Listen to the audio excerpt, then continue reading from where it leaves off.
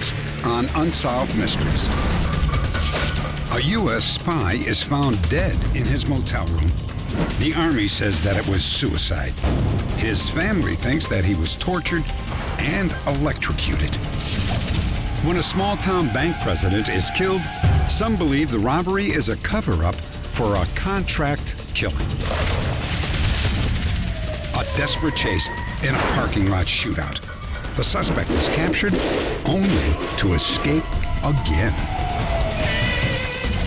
And a beautiful young waitress at a topless club disappears. Her boyfriend becomes the prime suspect. Whether it's murder, larceny, or a foul play, sometimes these cases are solved, thanks to you. I'm Dennis Farina, and this is Unsolved Mysteries.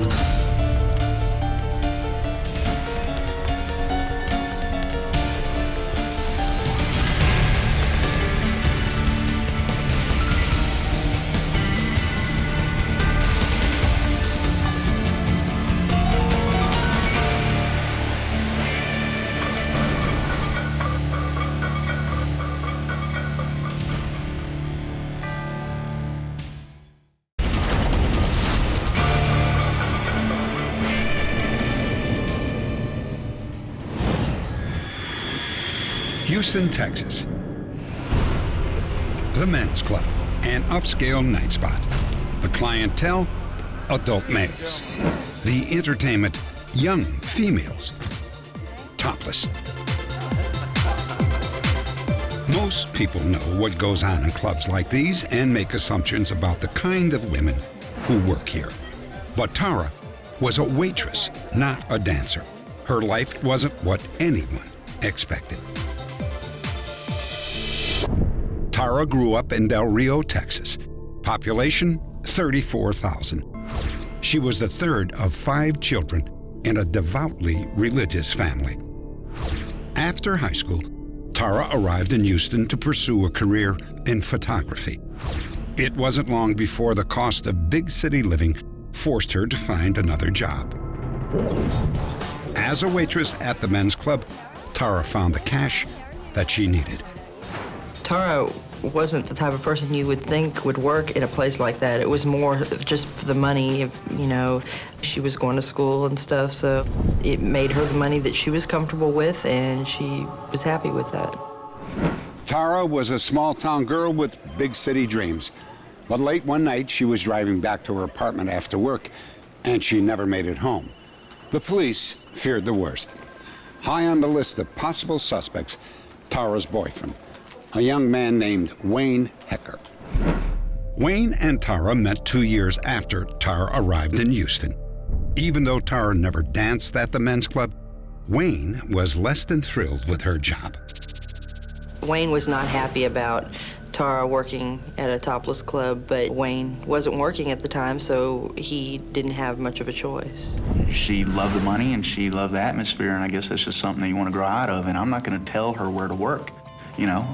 Despite Wayne's concerns, he and Tara moved in together.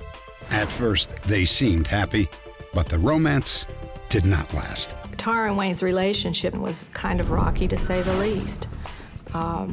She was always talking about moving out or thinking about moving out, and we would discuss it at times, and she would say she needed to talk it over with him, and occasionally we talked about her doing it without talking it over first. Tara's job at the Men's Club distracted her from the problems with Wayne. But on one very slow night, she did something that remains unexplained. Anybody want to go? I'll go. You want to? All right, I need one more. Any volunteers? I'll go home. Kidding. Yeah, it's slow, not much happening. When the manager asked for volunteers to end their shift early, Tara agreed to go home. It'd be a little unusual for Tara to ask to go home. She wasn't always interested in leaving. She was there till 2 o'clock to see if she, till closing time, make as much money as she could. Tara changed into street clothes and at 12:20 a.m. punched out for the night. Tara, when she left, walked past the doorman without saying, goodbye, or without responding to his goodbye, and that would have been unusual. The security guard at the club told police that he walked Tara to her car and that she drove off without incident. Wayne Hecker later told the police that at the moment Tara was leaving the men's club, he was in a pool hall 15 minutes away. Wayne said he called Tara earlier that evening, but never spoke to her and did not know that she left early. I probably got home at around 5, and I expected to see Tara either laying on the sofa or in bed, and she wasn't there. So at that point, I mean, I would do like anybody else would that was in love with someone, or I went to find her. At 7 the next morning, Wayne found Tara's car abandoned on a busy freeway. When I saw the car, the first thing that comes to my mind is, what's it doing there? Apparently, she drove the car there. The car alarm wasn't even on. The flashers weren't even on. That really surprised me. The car was locked, and a can of mace was inside. She always carried her mace on her, and when I saw the mace in the car, I thought, why is the mace in the car and why aren't the flashers on? And why isn't the car, we did have a car alarm, why wasn't it engaged? Police feared that Tara was a victim of foul play. It wasn't long before suspicion began to center on Wayne Hecker. Police wanted to know if he had a solid alibi the night that Tara disappeared. We have employees of the club that indicated that he left the club approximately midnight, 12:30, and was next seen at approximately 1:45 in the morning. The pool hall is located 15 minutes from the men's club. Tara's car was found about 3 miles from the club. According to witnesses, Wayne was gone from the pool hall for a full hour and 45 minutes. Well, there's certain actions and reactions that we've got from Wayne that cast suspicion upon himself. Later, we put the question directly to Wayne Hecker. How do you respond to the charge that Wayne Hecker had something to do with Tara's disappearance? To tell you the truth, I don't know an explanation to anybody but the Lord, and the Lord has given me, I'm waiting to hear something, and it's from Him. I can't answer to anybody because there's not an answer that I have. Only He has it, and until there is an answer, I don't think anybody will be satisfied. With no concrete evidence of foul play, Tara was officially listed as missing. When police obtained a series of love notes indicating there was another man in Tara's life, they thought there might be a break in the case. One note said, quote, "Please don't be scared. Do what your heart tells you. I'm very excited that you'll marry me."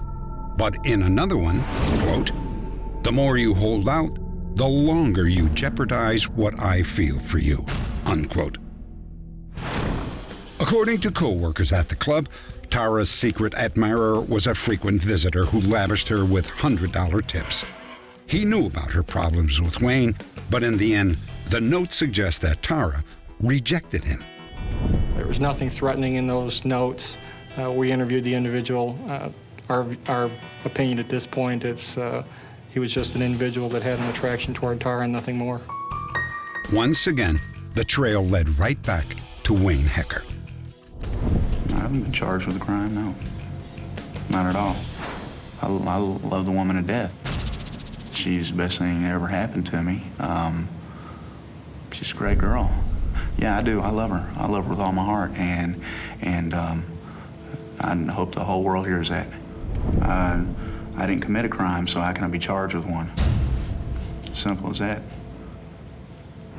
Other than her abandoned car, no trace of Tara Breckenridge has ever been found.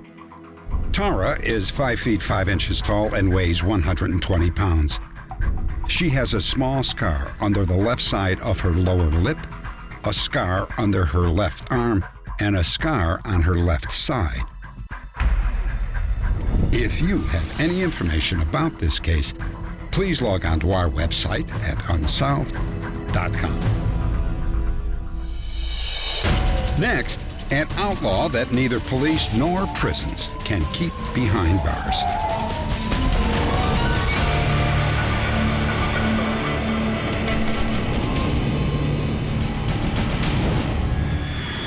Fountain Valley, California.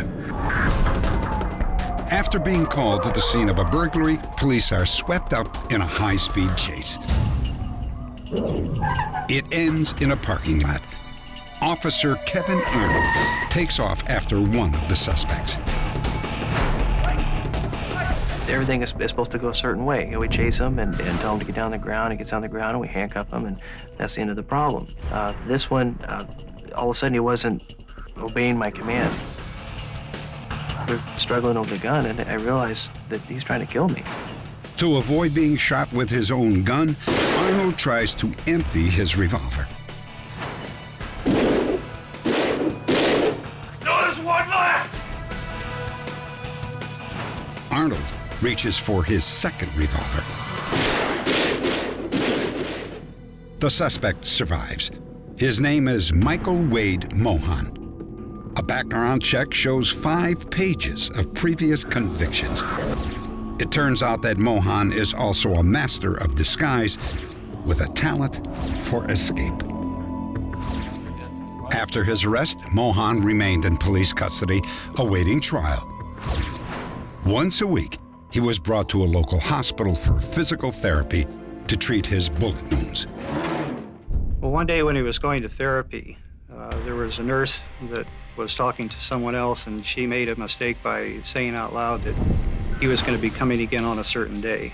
And of course, Mohan is the type of person that would file that away for future use. Just as scheduled, that certain day arrived, and Mohan was at the hospital for treatment.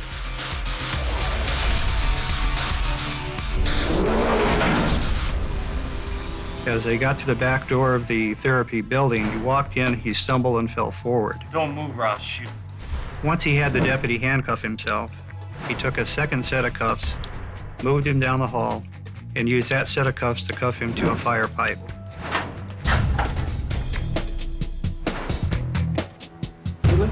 Yeah, I feel it. Mohan bolted out the door and jumped into his wife's pickup truck.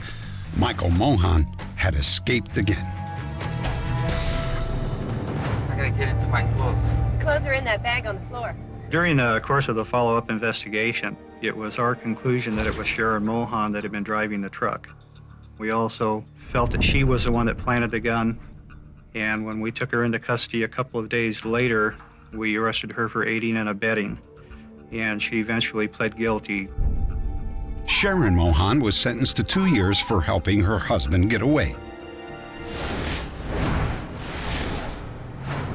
Mesa, Arizona. 1 week after Mohan escaped, another high-speed chase, this time at more than 100 miles an hour. 8 different police departments joined the chase. Then police put up a barricade. The chase had lasted 2 hours.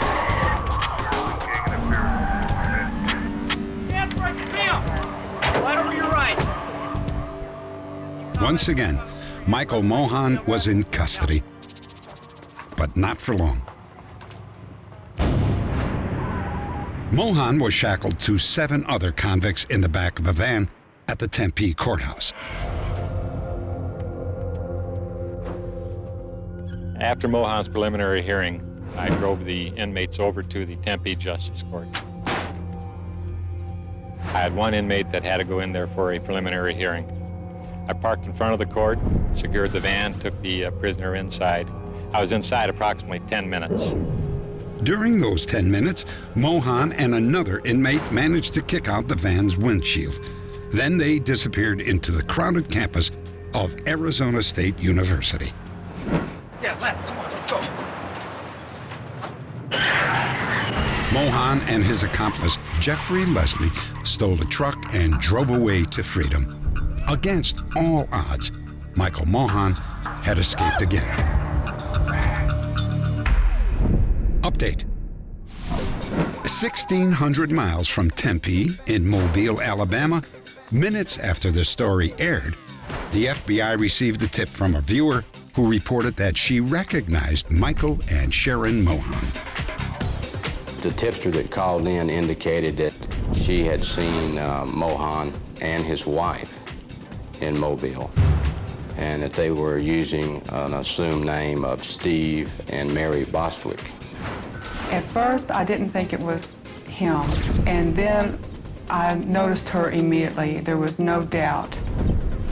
The caller told authorities that Mohan and his wife were living in a trailer located behind a house just outside of Mobile. The FBI staked out the trailer.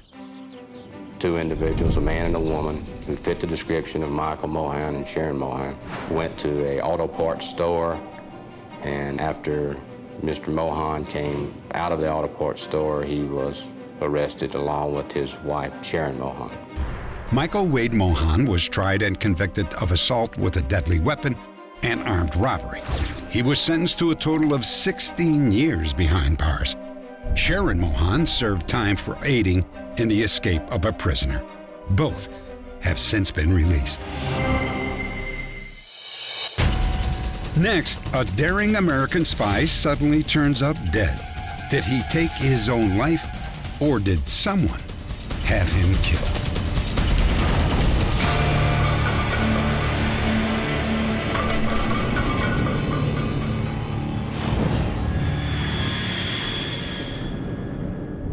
Ralph! Go ahead, try it. 11 p.m. In a motel room near Fort Meade in Maryland, Army officer Ralph Sigler is found dead. The Army claims that he committed suicide, electrocuting himself with wires wrapped around his arms. But just before Sigler's funeral began, his daughter Karen had a few moments alone with him. She was shocked to discover the condition of his body. When I looked at him the first time, I didn't believe it was him. His body was so bruised, so mutilated. So it didn't look like my father at all. I noticed that his nose was broken. I noticed that there was a dent in the top of the head and there was blood. I looked inside his mouth. He was missing the two front teeth, but all the teeth were cracked and jagged, as if someone hit him in the mouth.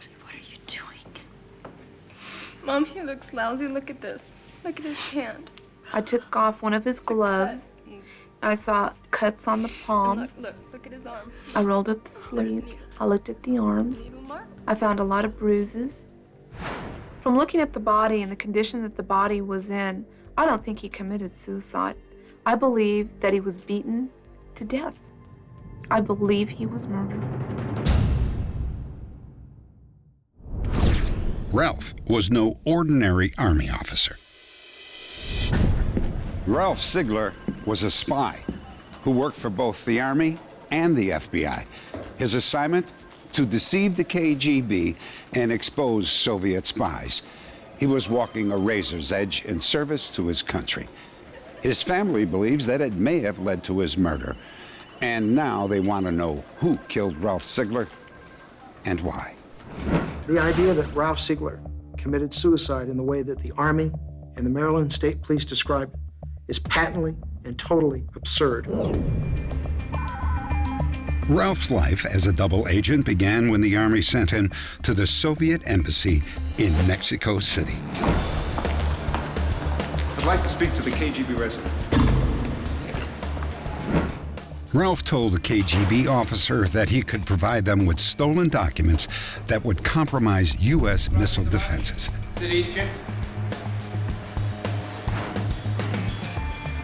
What do you want?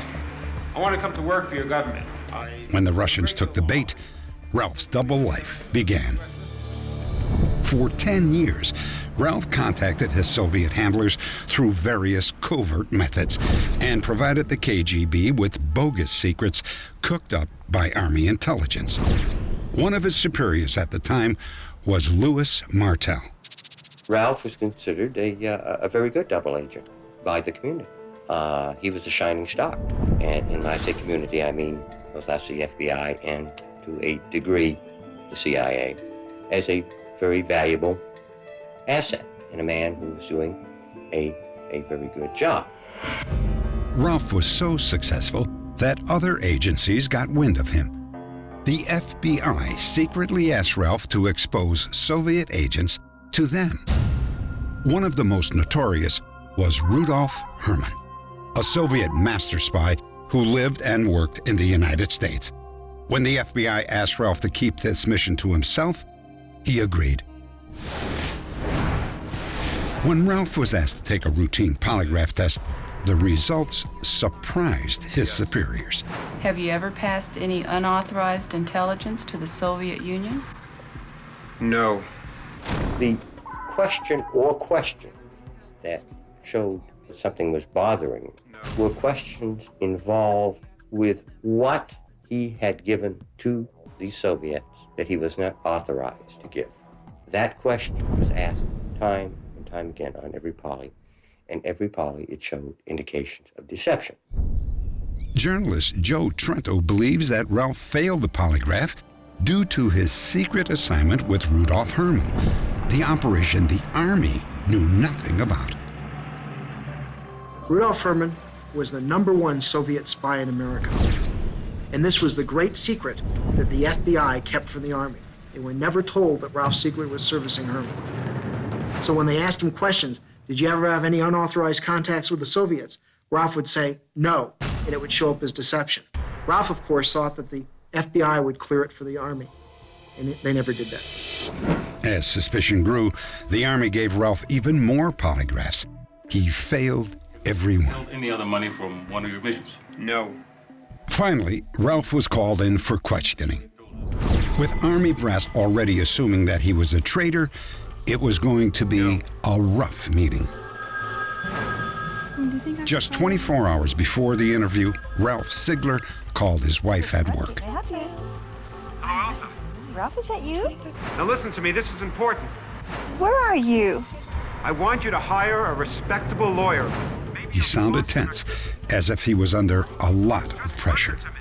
I want you to sue the U.S. Army. I'm dying. I never lied. Then, the phone was disconnected. Ralph's wife rushed home and called Army intelligence. Hours later, Ralph was found dead in his motel room. Maryland State Police took charge of the investigation. As far as the room looked, there did not appear to have been a struggle. The locks on the door to the room had been double locked from the inside. As a result of our investigation, we found that sometime during that evening, Ralph Siegler apparently took a cord, lamp cord, cut it off, spliced the wires, and wrapped both wires around his biceps. He plugged the outlet in the socket, causing him to be electrocuted.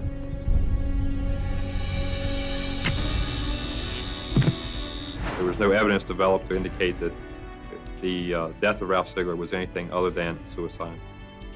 The suicide theory makes no sense because Ralph had no motive for suicide. The Army told him that no matter what he had done, they didn't care.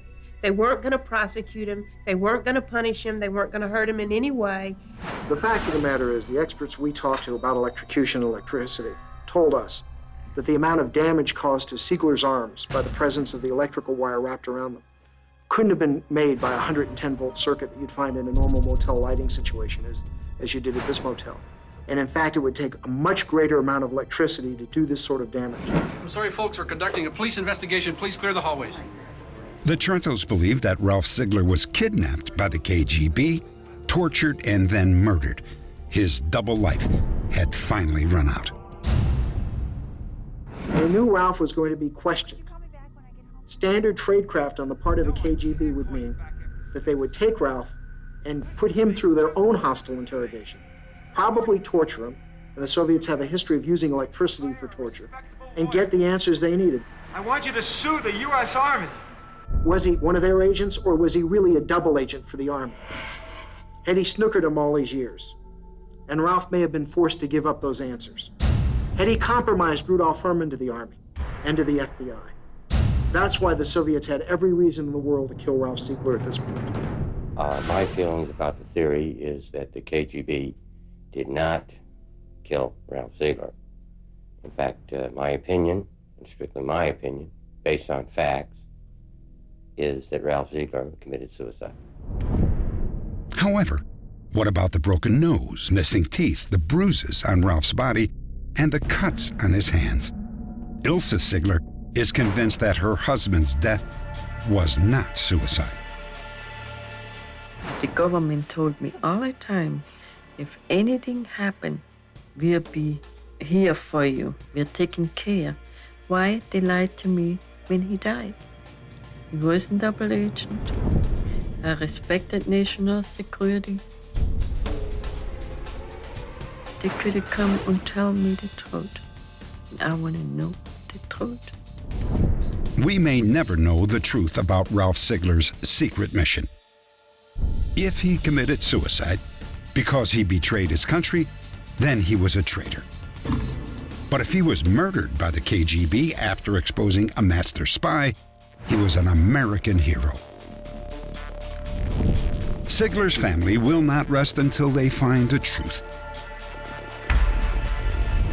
If you were part of the intelligence community and know something about Ralph Sigler, or if you have any information at all about this case, please contact our website at unsolved.com.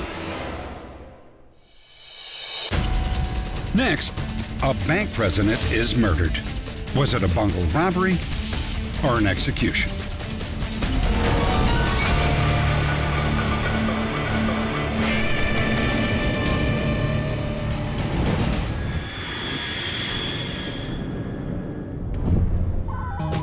An employee of the Knoll, Missouri State Bank arrives at 8:30 a.m. to open the doors. She's startled to find one of them unlocked. Anybody here? Inside, another surprise. The vault is wide open. The bank has been robbed. Authorities discover that $70,000 is missing from the vault, some of it in coins.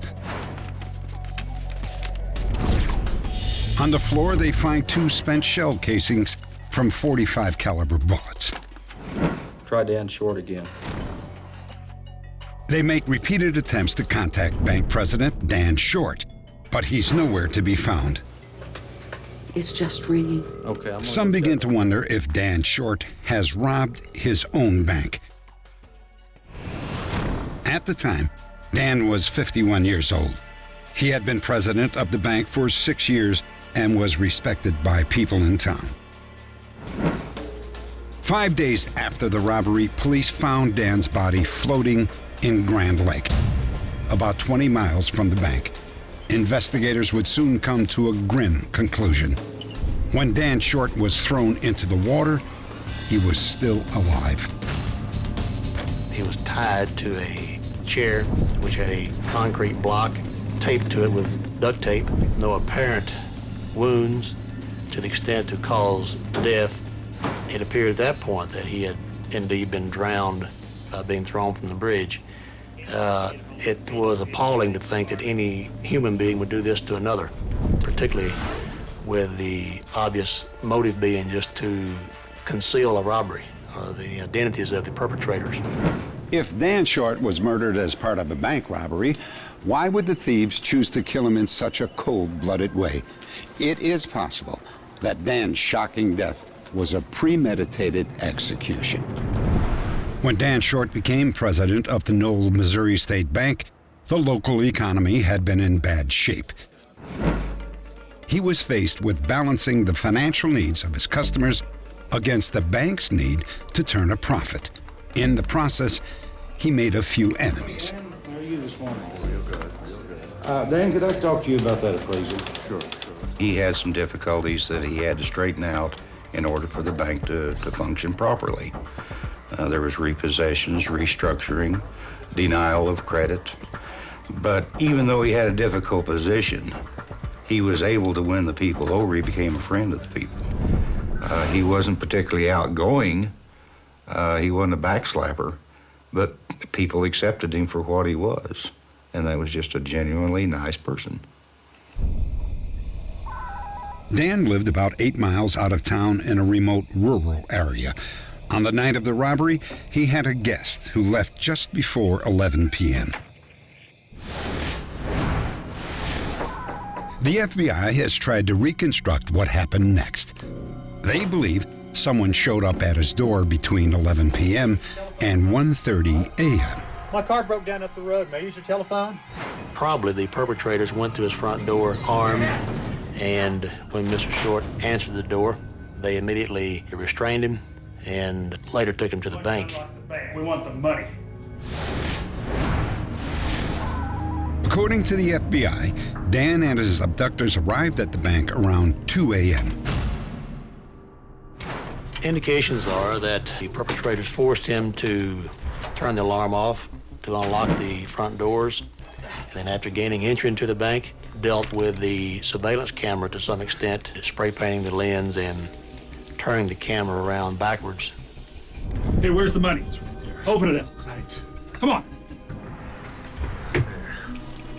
The perpetrators took only what cash they saw in the vault, which was approximately $70,000, including coins, Where's the rest of the money? leaving behind approximately $100,000 that Mr. Short was aware of, led us to believe that he was not willingly involved and probably did not volunteer that the extra currency was there at the time of the robbery.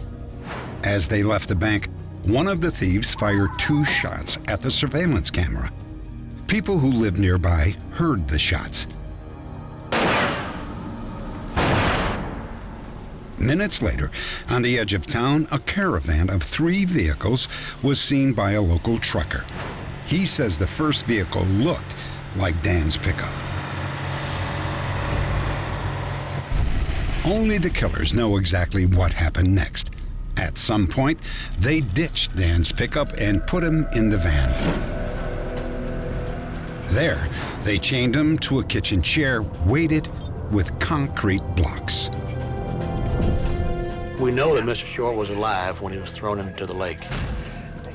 What we don't know is if he was conscious or unconscious.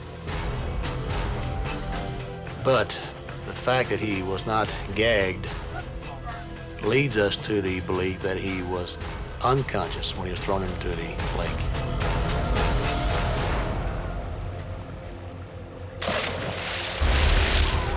Witnesses reported seeing a dark van stopped on the bridge at 6 a.m., but it sped away before they could get a license number. One nagging question remains. Why was Dan Short killed in such a cruel and ruthless way? I'm sorry, I'm going to have to turn you down. Well, I'm certain that there are some people out there that have some real animosity, some hatred towards the State Bank of Knoll and Dan Short. He had denied credit to people, and the denial of credit probably broke others.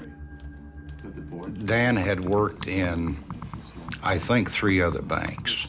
Maybe something followed him here from someplace else. Maybe he stumbled across something in this area he shouldn't have. Police hold on to the theory that the bank robbery was nothing more than a cover-up for an execution. They believe the thieves were amateurs. They left behind plenty of fingerprints, stole heavy bags of coins, and fired unnecessary shots. I want them to find the people that did this and to explain to me why they had to kill my brother over $50,000 or $60,000. And I want to know why that happened. Update. After a 2.5-year investigation, the FBI arrested 2 brothers, Shannon Wayne Agofsky and Joseph Anthony Agofsky, for armed robbery and the murder of Dan Short. Shannon Agofsky was found guilty of murder and sentenced to life in prison.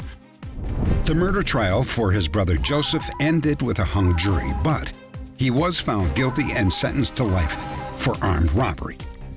A motive for the crime was never revealed. Next, authorities in New York force a loving couple to give up their only child. Their crime? He is black, she is white.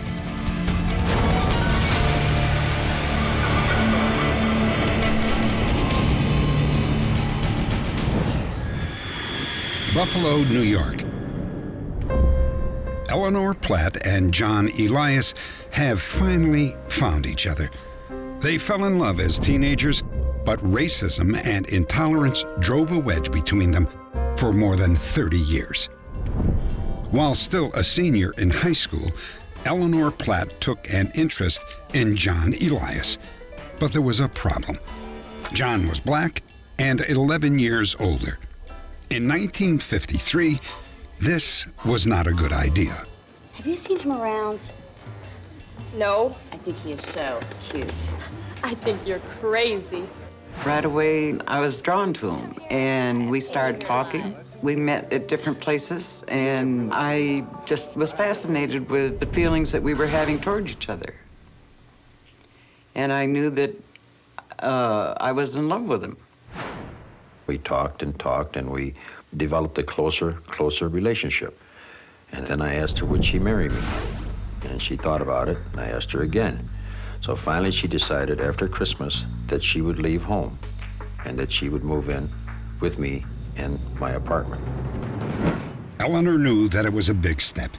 Despite the likely reaction from her father, who was an alcoholic and prone to violence, she ran away to start a new life with John Elias. I lived with John from the last part of December until the 26th of January. And on the 26th of January, I decided I was going back home because I surmised that I was pregnant. At that point, she decided she wanted to tell her mother of her situation because she had been missing from home. I had warned her before that if she went home, that there would be problems. Eleanor! Daddy! Where you been, Eleanor? I've been staying with my friend John. John Elias. John Elias. You stay away from him. I really want you to meet him. I don't want to meet him. I'm gonna have his baby. What? Outraged, her father placed her in a home for rebellious girls. She was put into a home because that's what they did with girls that made mistakes. And the law took care of him because they accused him of rape. And so he was arrested for that. Just 3 days before Eleanor's 18th birthday, John was charged with the rape of a minor and thrown in jail. I pleaded guilty to the grand jury because I did not want to have Eleanor go through the ordeal of having to be in a trial and brought on the stand. In a way, I felt that I was protecting her. On September 13th, 1954, Eleanor gave birth to Rose Marie. Authorities at the home told Eleanor that it would be best for her to give the baby up for adoption. Confused and frightened, Eleanor reluctantly agreed. This is Eleanor and Rosemary. Eleanor's ready now. I handed my daughter to the social worker, and she took the baby and in turn handed her to the lady that was standing next to her. I was tore up inside because I knew that, or surmised that these ladies were going to take her and that I would never see her again. A few months later, John got out of jail. I still wanted to see John and get together with John and marry John because I loved him. But John was nowhere to be found. Only later did she discover that he had literally been run out of town. I was continually harassed by the police department. When I was driving my car, they would ask me for my license, my registration, a continual harassment type thing. I did not see Eleanor anymore after that because I left town where I could get a decent job and start settling down after that ordeal. Because of complications resulting from Rosemarie's birth, Eleanor would never have another child. In time, her emotional pain healed, and in 1977, Eleanor married Stephen Wozniak. Together, they raised 4 foster children. John Elias also married and raised 2 children. After more than 30 years, John began to search for his long-lost daughter, Rosemarie. Along the way, he located Eleanor. Yes, it's me. It's a long time since I've seen you, kid. I know It's it. good to see you. Oh, come on in the house. It's too cold out here. With the blessings of their spouses, John and Eleanor began a new search for their daughter, Rosemarie. If my daughter is watching this show, Rosemarie, I want you to know that I do love you and your father loves you, and that's why we're working together to find you. There's so much we want to explain to you and to tell you that we really do care, and we really did care at the time. I hope that we will be successful in finding this child who's been gone for all of these years, who was literally taken away from us by the forces of the law. And at that point, even though we don't want to interfere with her life, we'd just like to know her whereabouts, how she is, and how she came out. Update. John and Eleanor's search came to an end the night of our broadcast when a viewer recognized Rosemarie as a co-worker, Sally Riley. One of my co-workers called me on the phone, and he's hysterical, and he's going, "Were you watching Unsolved Mysteries?" And I said, "No." And he said, "They're looking for you." And I said, "What do you mean they're looking for me?" He says, "Your mother and father were on TV looking for you." 2 weeks later, Eleanor and John were reunited with a daughter they once knew as Rosemarie. Hi. Hi. How are you? Hi, how are you? Hi. Hi. When I first saw my parents, I was kind of flabbergasted or in awe. I really don't know the word I'm looking for, but it just, you had to stare at them because, you know, it's like I'm a part of them. Unless a person has gone through it, there is no way to describe the feeling that a person has once they find their child that's been adopted. I had carried an imaginary picture in my mind of how I thought she would look. All I needed, I had a form, but I didn't have a face. When she stepped out of the vehicle, I had a face, and it was a good feeling. That's what I was just telling John. I'm just glad I have a very extended family now and that everybody is accepting me and I'm accepting them, and it feels really good.